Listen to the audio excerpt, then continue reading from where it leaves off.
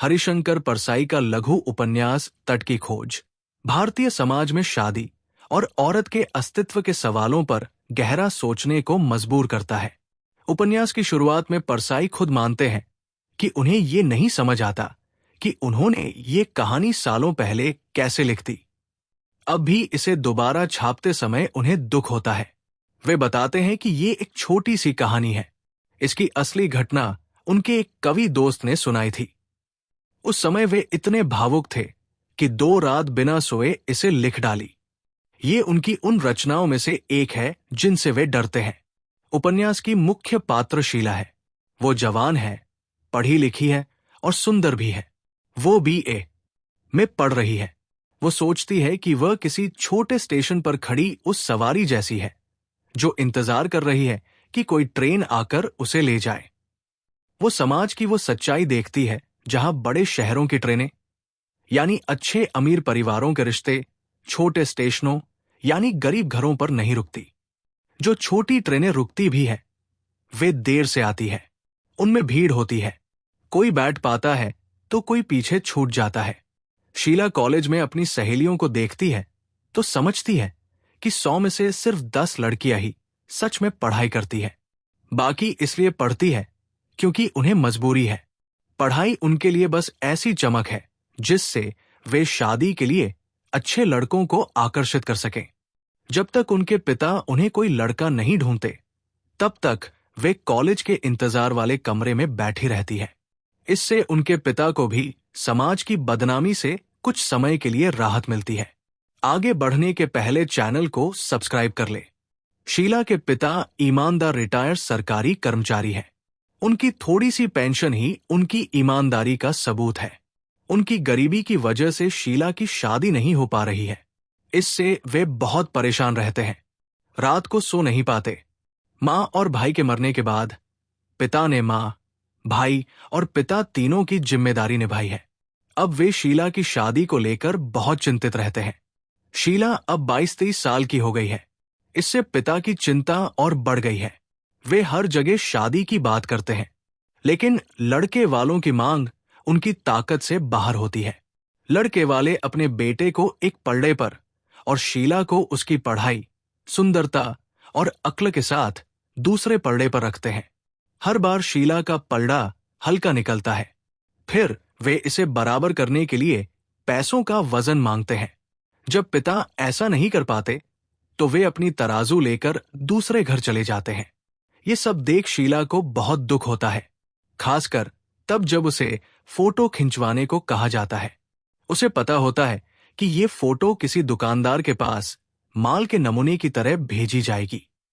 लड़के वालों की फोटो कभी नहीं आती क्योंकि खरीदने वाला ही माल देखता है। माल कभी खरीदने वाले को नहीं देखता। वीडियो को पॉज करें और कमेंट बॉक्स में बताएं शीला किस क्लास में पढ़ती है। एक दिन एक लड़के के पिता शीला को देखने आते हैं। पिता आशा और डर के बीच 3 दिन से तैयारी कर रहे थे। उन्होंने घर साफ किया, सजाया, शीला को भी तैयार किया। ऐसे मौके पर घर में कोई बूढ़ी औरत होनी जरूरी थी, इसलिए दूर की पुआ को बुलाया गया। जब देखने का दिन आया तो सुबह से ही हलचल मच गई। फुआ ने उसका श्रृंगार किया, सिखाया कि उसे कैसे चलना, बोलना है। ये सब ऐसा लग रहा था जैसे मदारी अपने बंदर को तरह तरह के करतब सिखाता है ताकि लोग खुश हों। जब वे लोग खाना खाने बैठे तो पिताजी ने कहा कि ये सब शीला ने बनाया है। उन्होंने उसकी तारीफ की।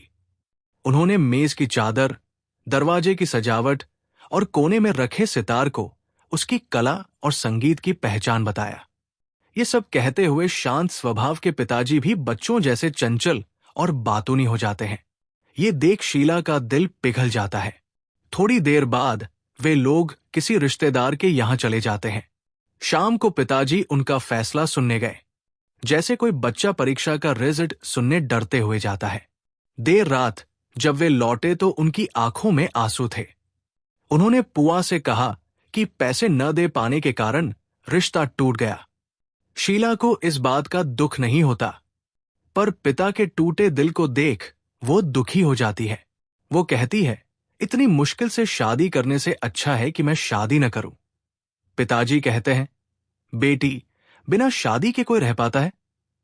शीला जवाब देती है, जो बचपन में विधवा हो जाती है, वे भी तो जीती है।